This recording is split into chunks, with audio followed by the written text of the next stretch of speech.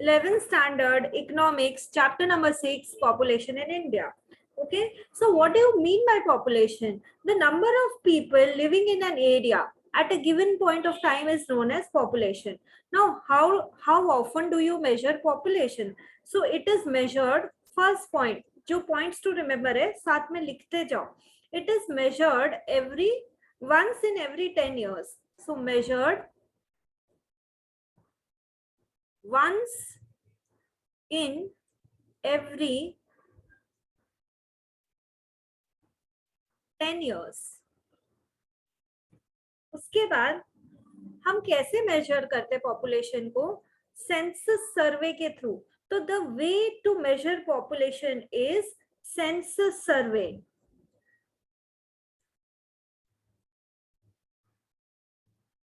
This is the way to measure population.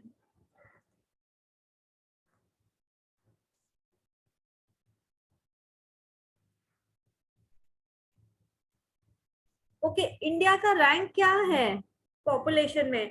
India rank second in population. First कौन है? China. India ranks second in population. First is China.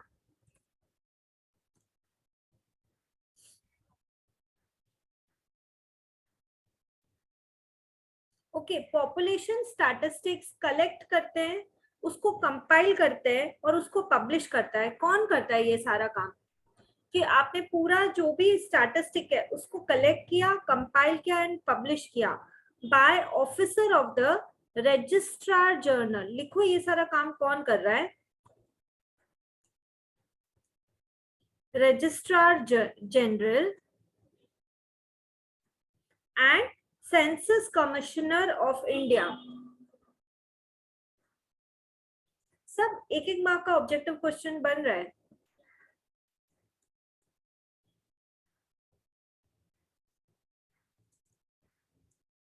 Census Commissioner of India. Okay, now one question which you have to remember. Kautilya wrote which book? Arthashastra. So remember, Kautilya wrote which book? Arthashastra.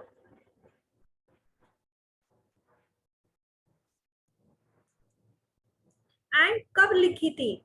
In 3rd century BC. In 3rd century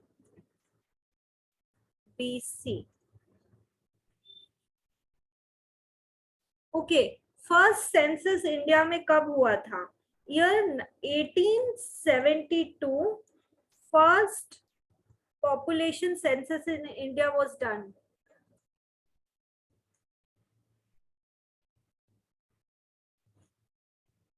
1872 year याद रखिए. World population crossed 500 crore on 11th जुलाई 1987. 87 में ही 500 crore cross हो चुका था. अच्छा, one more important is world population day कब होता है? वर्ल्ड पॉपुलेशन, मुझे देख के तो तुम लोग को याद नहीं रहेगा, तुमको लिखना पड़ेगा. World population day 11th July is observed as world population day. उसके बाद year of great divide.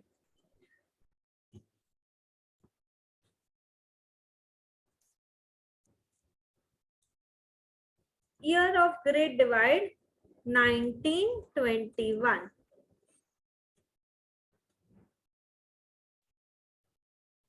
okay, so these were some MCQs जहां तुमको ध्यान देना है. अब मुझे एक बात बताइए, पॉपुलेशन एक्सप्लोजन क्या होता है? कि जहां growth of population is faster than the growth of development in the economy, it is called as population explosion.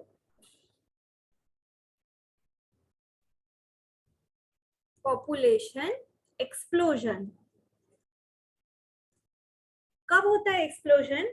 When the growth rate and the development rate वो तो कम हो गई और पॉपुलेशन ज्यादा बढ़ रही है। So when development rate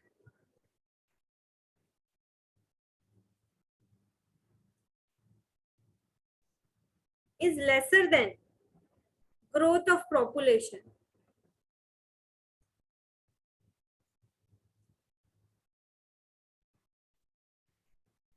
then it is known as population explosion. Okay, population growth से क्या क्या कॉन्सेप्ट्स रिलेटेड है? Birth rate.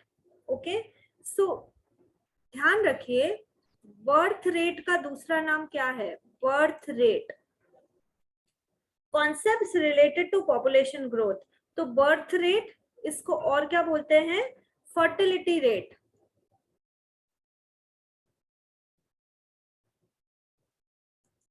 उसके बाद death rate, which is called as mortality rate.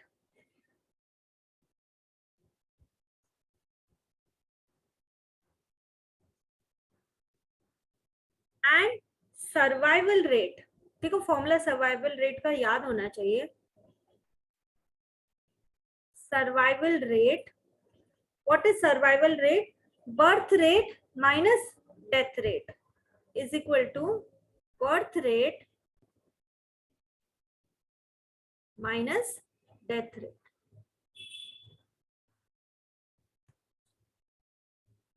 सो ये 10 points important for this chapter.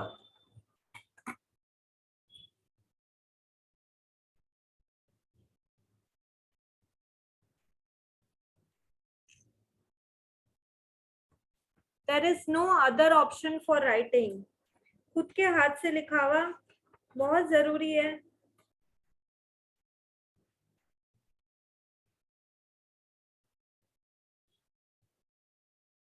Okay, अब हम causes देखेंगे कि आज के सिनेरियो में लोअर डेथ रेट क्यों होती है और हाई बर्थ रेट क्यों होती है। Causes of lower death rate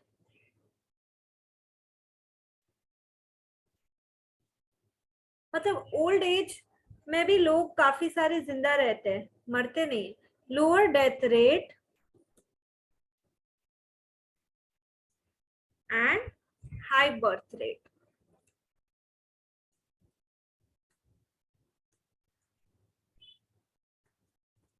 causes of lower death rate, high birth rate. तो जब देखो पहले जमाने में इतने हॉस्पिटल्स और इतने डॉक्टर की फैसिलिटी नहीं होती थी, तो जब प्रॉपर ट्रीटमेंट नहीं मिलेगा, कोई बीमारी होगी, महामारी होगी, इंसान मरेगा ना।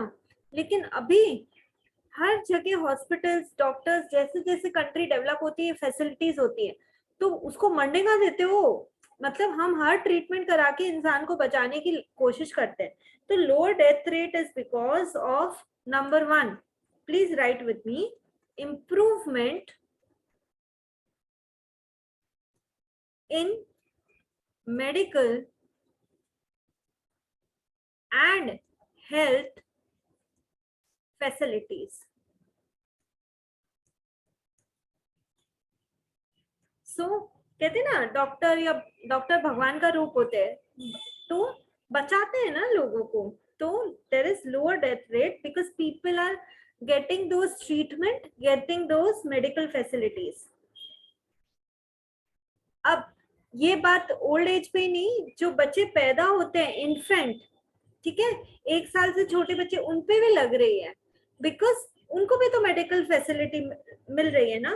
तो fall in infant mortality rate, that is जो शिशु बोलते हैं, छोटे बच्चे, उनको मरने से बचाया जाता है। कोई बीमारी होती है तो भी इलाज करके सेव किया जाता है। इन्फेंट मोर्टेलिटी रेट यानी कि इन्फेंट डेथ रेट गिर जाना। then increase in literacy.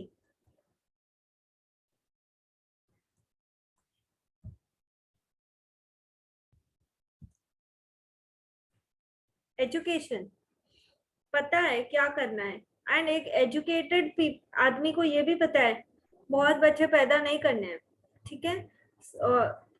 तो मतलब इंक्रीज इन लिटरेसी, देन जो लोग हैं वो न्यूट्रिशियस फूड खा रहे हैं because they can afford now. तो न्यूट्रिशियस फूड यदि खाओगे तो डेथ रेट कम ही होगी। यूज ऑफ न्यूट्रिशियस फूड,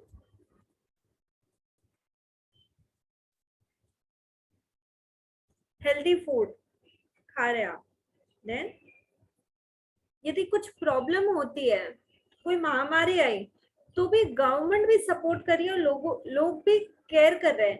तो यदि कोई डिजास्टर है तो उसका मैनेजमेंट करने के लिए हम अब बेटर इक्विप्ड हैं। So disaster management can be done.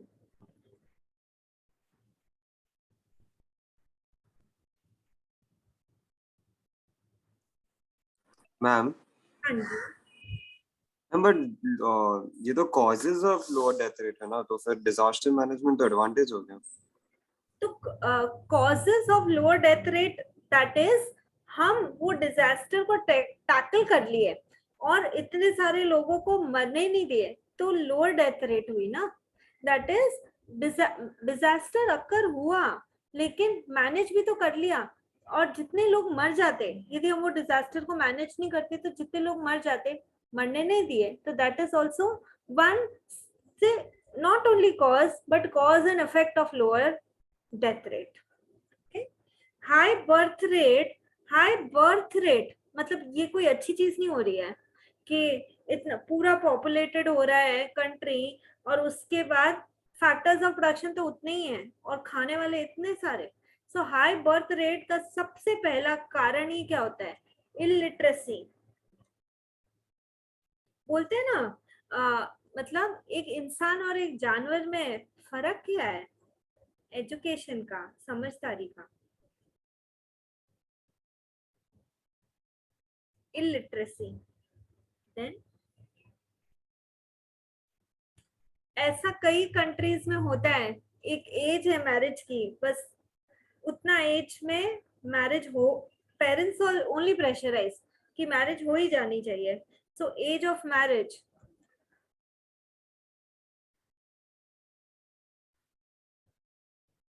Is a cause of high birth rate. Then आज भी इंडिया के कई पार्ट्स में ऐसे होता है कि preference of a male child over a female child. तो यदि वो रीजन है, preference of male child over a female child, यदि वो प्रॉब्लम है तो क्या होगा? तो यदि फीमेल चाइल्ड पैदा हुआ तो they will again try for a male child और इस तरह से पॉपुलेशन ही बढ़ेगी। सो preference of male child.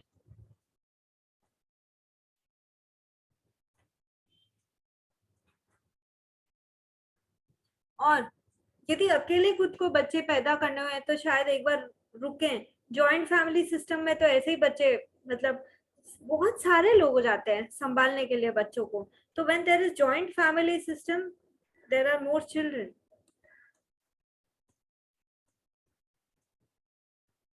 Joint family system and अब हाई बर्थ रेट है। देखो, यदि बच्चा पैदा हुआ, यदि आपका फैमिली सिर्फ खेती बाड़ी का काम कर रही है, एग्रीकल्चर का, तो उसको एज अ लेबर समझा जाता है कि चलो एक और पैदा होगा तो एक और खेत पे काम करने जाएगा, ठीक है ना। तो बहुत डिपेंडेंस जहाँ एग्रीकल्चर पे होता है, वहाँ खुद के ही परिवार के लोग खेती बाड़ी करने पहुंचते हैं, बाहर से किसको लेकर आएंगे? तो एक और पैदा हुआ तो एक और खेती बाड़ी करेगा, तो डिपेंडेंस ऑन एग्रीकल्चर के कारण भी there is high birth rate.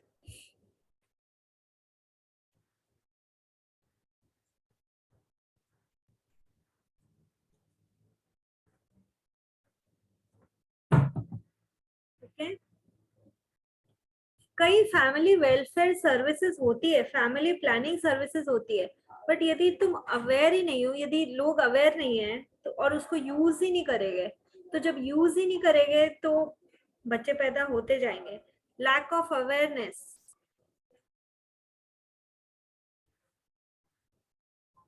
Lack of awareness about family welfare services.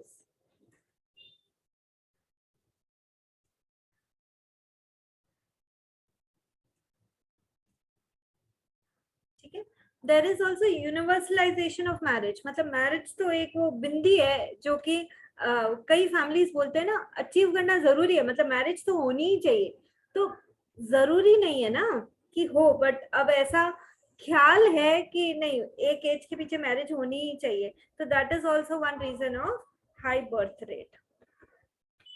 Okay, so these are the causes which, देखो रटने की बात नहीं है, it is common sense, but at least head points यदि आपको ध्यान नहीं होंगे तो आप मैटर क्या ही लिखेंगे एग्जाम में. So we have just finished the causes of low death rate and high birth rate.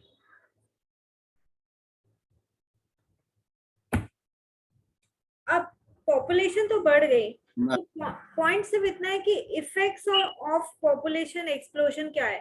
किसी को कुछ पूछना है बेटा? मैम हाई बर्थ रेट का एक ये भी रीजन है that more government provisions on education. मतलब government is promoting education, you are saying that?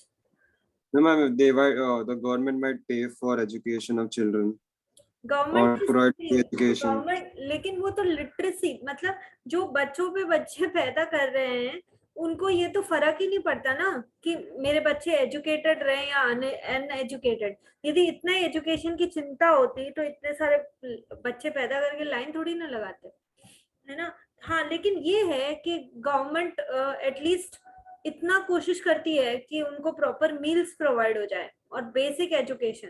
तो जब अपने बच्चों का भार खुद को ही नहीं उठाना है तो ठीक है, फिर क्या ही फर्क पड़ रहा है यदि एक और पैदा भी हो गया तो. But this is what is called at illiterate mind का थॉट ना. तो that is we are talking about illiteracy, कि समझ नहीं है कि क्या हमारे लिए अच्छा है और क्या हमारे लिए बुरा.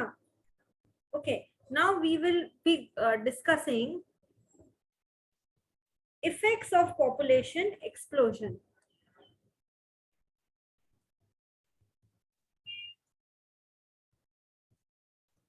Kindly write with me. Effects of population explosion.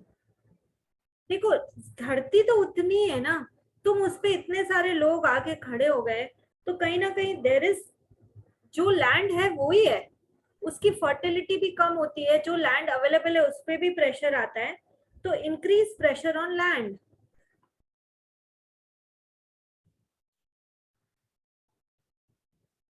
Increased pressure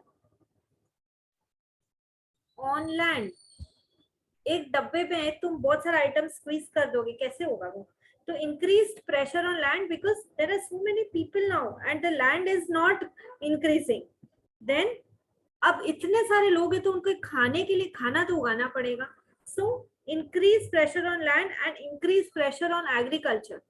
कुछ नहीं करेंगे, बेसिक जो फूड क्लोथिंग शेल्टर है उतना तो मिलेगा जितने भी लोग हैं उसको. तो इंक्रीज प्रेशर ऑन एग्रीकल्चर.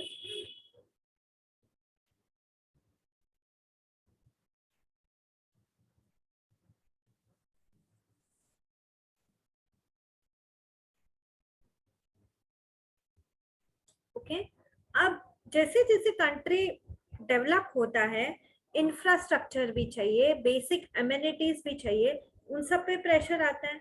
महंगाई बढ़ती है तो महंगाई बढ़ना that is rise in general price level. इतने सारे लोग होंगे, सामान तो कम ही है ना देने के लिए, और तुम लोग इतने सारे, तो जो है उसका प्रोडक्ट का प्राइस बढ़ा दिया जाएगा. तो इन्फ्लेशन. तुम देखो आई से इंक्रीज प्रेशर ऑन लैंड, आई से इंक्रीज प्रेशर ऑन एग्रीकल्चर, आई से इन्फ्लेशन. ठीक है. Next, increase pressure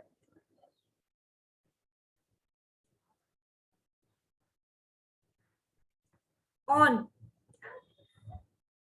infrastructure and basic amenities. आज तुम देखो एकदम पॉपुलेटेड जगह होगी तो वहां के रोड्स कैसे होंगे, भरे हुए रोड्स, भरे हुए रेलवेज, भरे हुए, ठीक है ना। तो क्योंकि ये सब जो इंफ्रास्ट्रक्चर है, इतने सारे लोग हैं वहां पर, तो कितनी भी जगह हो कम ही पड़ रही है। इंफ्रास्ट्रक्चर एंड बेसिक एमिनिटीज, सब पे प्रेशर है। देन यदि आप लोग हैं सब मिलके, आप जो हम लोग कमाते हैं उसका टोटल करें तो वो नेशनल इनकम बनता है। लेकिन इतने सारे लोग हो गए तो पर हेड, जो पर हेड इनकम है वो तो लो हो ही जाएगी ना। कई बार हिडन अनएम्प्लॉयमेंट होगा, जॉइंट फैमिली है, ऐसा लग रहा है कि घर के सारे लोग काम कर रहे हैं, लेकिन उस काम को करने के लिए मान लो कोई काम है जिसको काम करने के लिए सिर्फ 4 लोगों की जरूरत थी, वही 8 लोग काम करे, तो 4 लोगों का तो हिडन अनएम्प्लॉयमेंट ही हो गया ना। तो पॉपुलेशन एक्सप्लोजन होगा तो ये भी प्रॉब्लम होती है कि नेशनल इनकम गिरे, low national income, you can write that is GDP पर हेड भी गिरा। okay? उसके बाद जो सोशल प्रॉब्लम्स होती हैं वो तो है ही, जब कमी होगी दूसरे से छीनने की वो होगी, जबकि खुद ही यदि इतने समझदार हो, पढ़े लिखे हो, अपना खुद का खुद बनाओ ना। सोशल प्रॉब्लम्स एंड इन्वायरमेंट पे जो प्रेशर आता है वो तो आता ही है, ठीक है। हम ओजोन लेयर के बारे में न्यूज़पेपर में पढ़ा होगा कि इतना पॉपुलेशन है, इतना कूड़ा कचरा फैला रहे हो, इतना पॉल्यूशन कर रहे हो कि it is disrupting your ozone layer also. So environmental problems, जो आपका लैंड है, जो आपका वेट वाटर है, एयर है, ये सब प्योर एयर वाटर लैंड कम से कम इतना तो होना चाहिए, बट इतनी पॉपुलेशन है कि वो भी क्लीन नहीं रहा। environment problems, so these are the effects of population explosion. अच्छा, हो गया पॉपुलेशन एक्सप्लोजन, अब हम उसको मेजर कैसे चेक, मतलब कैसे चेक करें कि ये पॉपुलेशन एक्सप्लोजन चल ठीक है हो गया, अब रोको, मतलब तो गवर्नमेंट क्या क्या मेजर्स ले रही है, क्या क्या पॉलिसी बन रही है, क्या क्या इकोनॉमिक मेजर्स है, हम नेक्स्ट उसके बारे में बात करेंगे।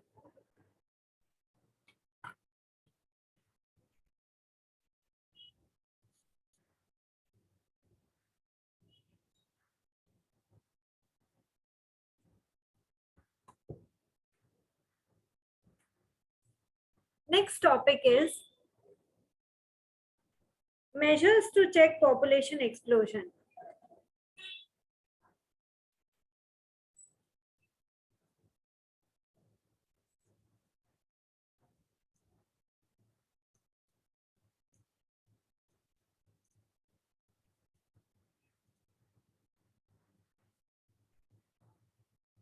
So इसके अंदर 3 मेजर्स की हम बात करेंगे।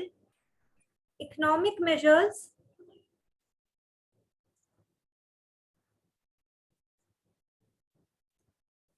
सोशल मेजर्स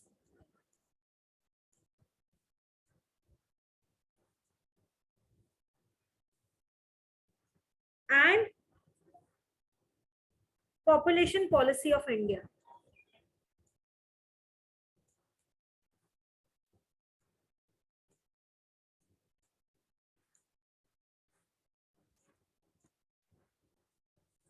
तो जो इंडिया में पॉपुलेशन पॉलिसीज है वो पॉलिसीज का नाम ध्यान करना चाहिए, फैमिली प्लानिंग प्रोग्राम,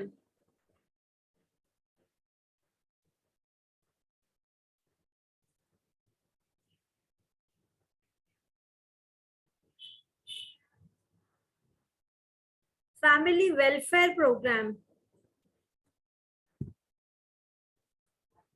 ये सब जो गवर्नमेंट ऑफ इंडिया चला रही है। You educate the people, you tell them कि इनफैक्ट कोई कोई स्लोगन भी हम लोग छोटे थे तो कितना लोगों के कान में डाला था, बच्चे दो ही अच्छे, and that is the truth. आजकल तो एक का भी जमाना है. कई लोग तो कि ठीक है चलो हम एक को अच्छे से बड़ा कर सकते तो एक ही सही. National population policy 2000.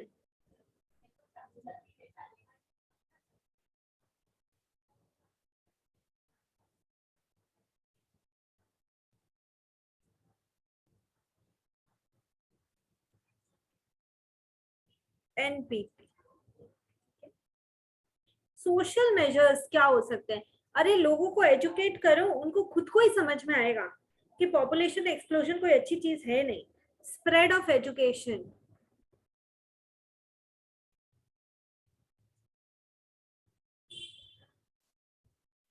And women को एम्पावर करो, because after all they are the people who are giving birth, right? And it is not good for their health कि बच्चे पे बच्चे पैदा किया जाए. तो उनको वो समझ दो, उनका स्टेटस इंप्रूव करो, so that they understand what is good for them and what is not, and they can stand for themselves.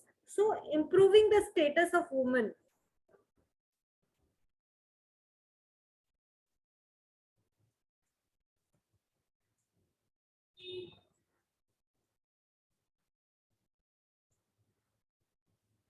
And also minimum age of marriage क्या होती है पता है तुमको?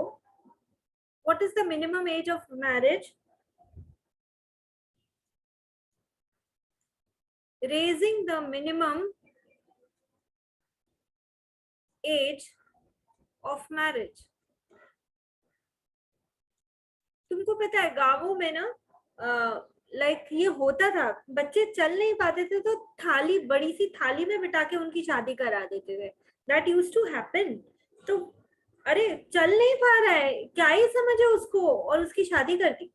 सो वो नहीं होना चाहिए. यदि तुमको पता है मिनिमम एज ऑफ मैरिज तो बताओ. Yes, it is 18 for girls and 21 for boys. So at least इतनी तो समझदार हो जाए तब जाके मैरिज हो. छोटे छोटे बच्चों का मैरिज कर दिया, उनको बुद्धि क्या है फिर? इकोनॉमिक मेजर्स में क्या है? सबसे पहले देखो, पॉवर्टी हटाना जरूरी है, तो removal of poverty, that is economic measures to check population explosion. Okay. Then equitable distribution of income and wealth. Children, आप ये आज इंडिया की एक बर्निंग प्रॉब्लम है कि rich are very rich and poor are very poor. तो ये problem, यदि इक्वालिटी होगी सबको समझ में आएगा, है ना? जो जो रिच है वो they are educated, they understand, लेकिन बहुत सारा तबका एकदम पुअर है जो कि सिचुएशन है हैंड टू माउथ डेली की. तो वो फिर कैसे ये सब समझें? सो इक्विटेबल डिस्ट्रीब्यूशन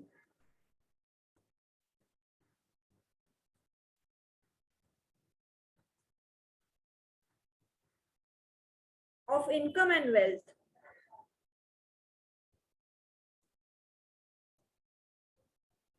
इसीलिए आप देखो ना, टैक्स रेट में भी स्लैब रेट होती है. They are taxing more rich people, and जो एक लेवल है उस लेवल तक आप कमाते तो गवर्नमेंट ऑफ इंडिया आपसे टैक्स नहीं लेती. Then expansion of industrial sector.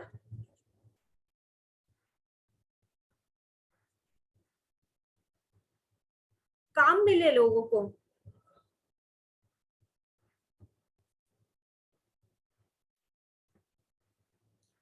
And industrial sector यदि बढ़ावा है तो इंक्रीज इन एम्प्लॉयमेंट अपॉर्चुनिटीज तो है ही.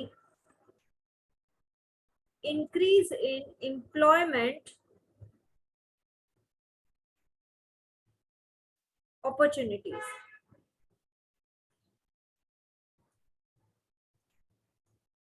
ठीक है. So these are the economic measures.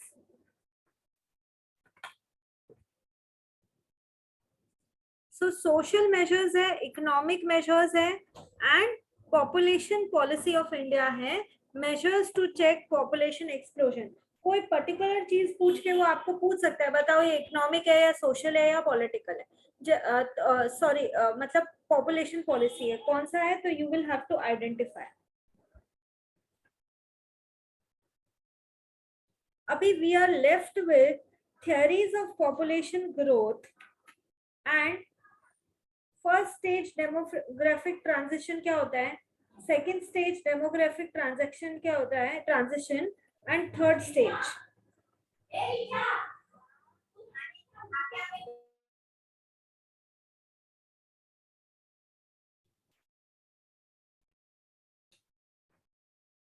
So let's talk about the theories.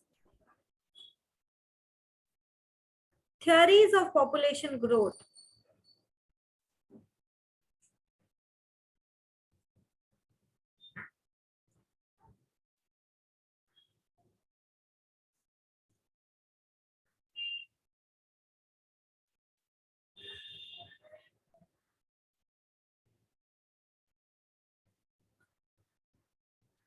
नाम देखिए,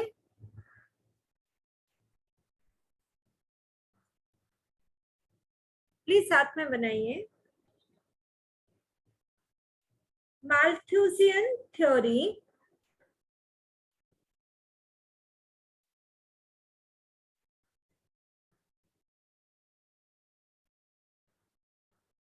किसने दिया था, थॉमस. एग्जाम में ये एमसीक्यू का क्वेश्चन है. Thomas Robert Malthus. ठीक है. एंड क्या लिखा था उन्होंने, एन एसे, ये भी पूछ लेते वो, an essay on the principal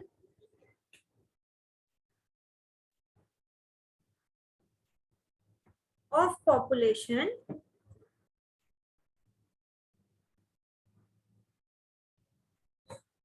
कब, 1798. ईयर भी याद रखना पड़ेगा.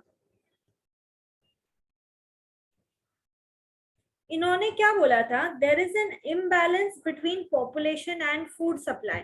इन्होंने क्या बोला, इम्बैलेंस है पॉपुलेशन और फूड सप्लाई में, क्योंकि इनके हिसाब से पॉपुलेशन इंक्रीज होती है इन ज्योमेट्रिक प्रोग्रेशन.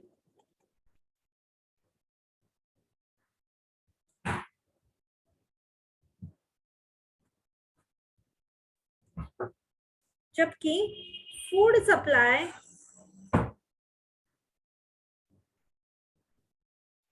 इंक्रीज होती है इन अर्थमेटिक प्रोग्रेशन.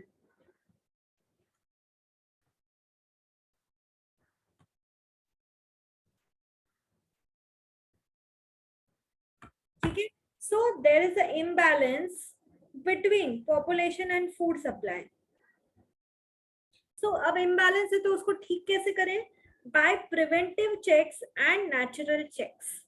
ठीक है. अब दूसरा जो है, थियोरी ऑफ डेमोग्राफिक ट्रांजेक्शन.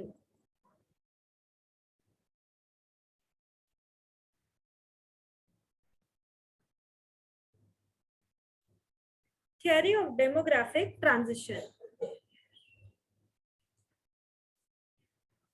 किसने दिया था ये थियोरी, ए जे कोले एंड ई एम ओवर. तो नाम याद रखना पड़ेगा. ठीक है. और इनका जो रिटन वर्क था वो क्या था, population growth and economic development in low income countries. Population growth and economic development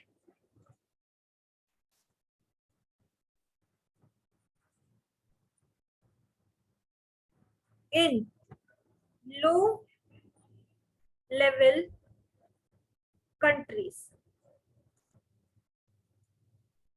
और ईयर क्या था, 1958. This theory explains transition from high to low birth rates and death rates. तो पहले क्या होता था कि birth rate भी high, death rate भी high. अब transition हुआ from high to low. Birth rate में भी high से low गए, क्योंकि यदि लोग एजुकेटेड होंगे तो बच्चे कम पैदा करेंगे, एंड यदि मेडिकल फैसिलिटीज अच्छी हो जाएंगी तो डेथ रेट कम हो जाएगी. तो transition from high to low birth rate and death rate. And demographic transition के 3 स्टेजेस होते हैं, first stage, second stage and third stage. जो first stage, second stage and third stage है, फर्स्ट स्टेज है low growth of population. पूछ सकते हैं कितने स्टेज होते हैं डेमोग्राफिक ट्रांजैक्शन के, तो 3 स्टेज होते हैं. कौन से होते हैं? तो low growth of population,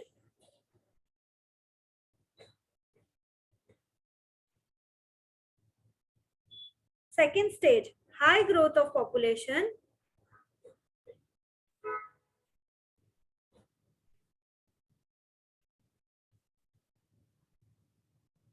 and third stage low और स्टेबल पॉपुलेशन. अब स्टेबल हो गई, लो और स्टेबल पॉपुलेशन, लो और स्टेबल पॉपुलेशन. तो देखिए फर्स्ट स्टेज में क्या है, लो इकोनॉमिक डेवलपमेंट है, एग्रीकल्चर मेन ऑक्यूपेशन है. मैं फर्स्ट स्टेज की बात कर रही हूँ. Low economic development, agriculture is the main occupation, illiteracy है, मास पॉवर्टी है, ऑर्थोडॉक्स हैं लोग, people ruled by old customs and belief, high birth rate है, हाई डेथ रेट है, and low growth of population है. तो सेकेंड स्टेज में क्या होगा, बर्थ रेट तो हाई है, डेथ रेट फॉल्स रैपिडली. मतलब बर्थ रेट, नए बच्चे तो पैदा हो रहे हैं और जो ओल्ड लोग हैं वो मर नहीं रहे. तो birth rate remains high, death rate falls rapidly, but economic development भी हो रहा है. Improve economic development and industrialisation का इंट्रोडक्शन हो चुका है. India has become developing country में आ गए. जब ये लास्ट स्टेज है उसमें रूरल से अर्बन पे गए, इकोनॉमिक चेंजेस हुए, rapid industrialisation, rapid urbanisation, stable population growth, fall in birth rate, fall in death rate, and experienced by all developed countries. So stable population है इधर, urbanization हो रहा है, that is गांव की जगह शहर में shifting, and economical changes है, rapid industrialization and rapid urbanization हो रहा है थर्ड स्टेज में, लो और स्टेबल पॉपुलेशन की स्टेज में.